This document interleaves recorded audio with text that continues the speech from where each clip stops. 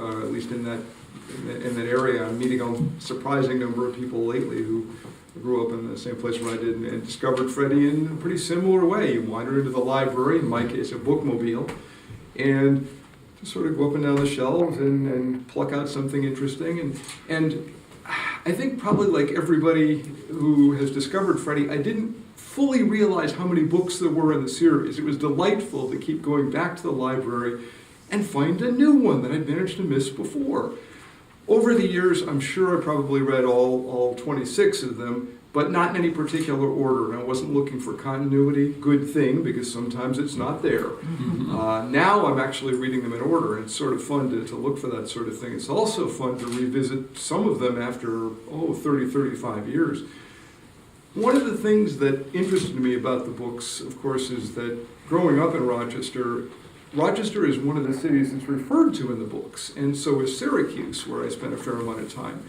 My grandparents had a farm outside Seneca Falls, and one of the neighbors had a pig that periodically would escape and just sort of trot right down Route 89. And sometimes I would look out and I would see it, and I would point it out to my grandfather, and he'd get on the phone and call him up and say, "The pig's loose again!" And I thought of it as Freddy trotting into Centerboro. Didn't have a newspaper under its arm, but so be it.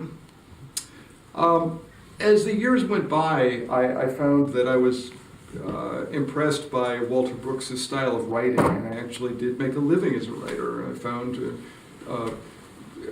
talking earlier with one of the people here, about how that tended to affect my own style, and I think it probably did for all of us who are friends of Freddy. With little phrases we picked up and ways of doing things.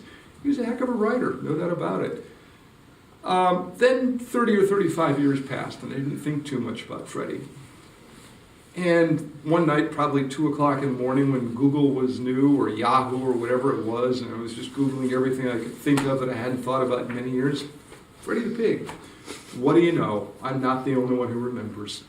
And that was how I found Friends of Freddy, probably, 17, 18 years ago now. And on top of that, as a bonus, that was right about the time that the books were coming back into print.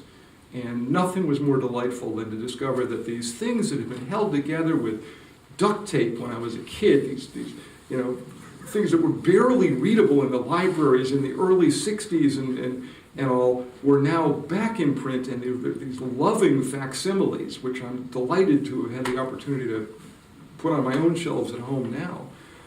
And anyway, now here we are having our first international conference, and it's great.